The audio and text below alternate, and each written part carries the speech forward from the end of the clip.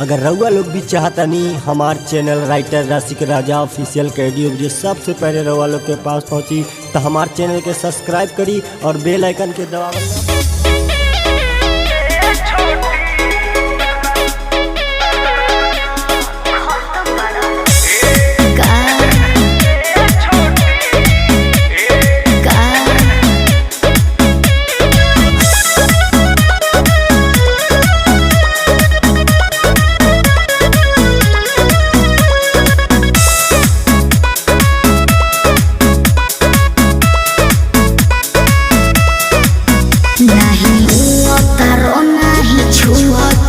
नहीं बहुआ के रस खाने चुअतर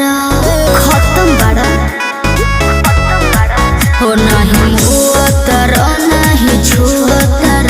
नहीं बहुआ के रस खाने चुअतर तारा दिलवा में हमारा तो खोट लागत ये छोटी तारा चोटी से चोट लागत सचो ये छोटी तारा चोटी से चोट लागत बर्दाश्त करो।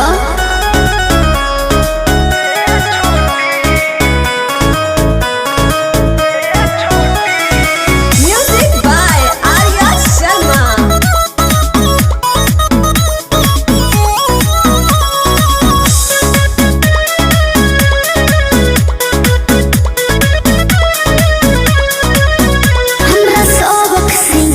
के बेकार करला कोई टूट के ना हम पे परहार करला काहे हो अरे पगली क्या कहत रे बुझा गोरी सटलाया खटला से गल गईनी तोहर देखी सूरतिया फिसल गईनी अब तो कमर के नीचे भी उठला गता ये छोटी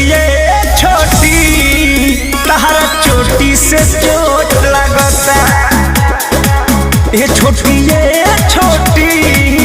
तारा चोटी से चोट लगता घाव को ये का देबू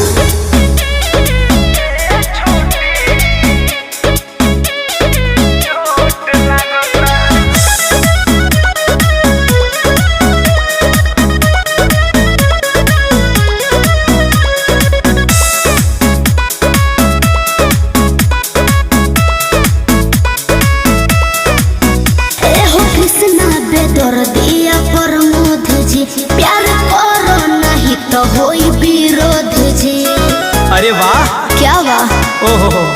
हनु हम जानतानी जवन चाहतारू अभी पहिले उठानी में डाहतारू देह पहिले से ज्यादा तुहर मोटा लागत छोटी जी ए छोटी तारा चोटी से चोट लगता तब झूठा ये छोटी तारा चोटी से चोट लगता हो नहीं उतर नहीं छुअतर नहीं बहुआ के रस खाने चुअतर तारा दिलवा में हमारा तो खोट लागत ये छोटी तारा चोटी से चोट लगता सचो ये छोटी तारा चोटी से चोट लगता जान ले लो।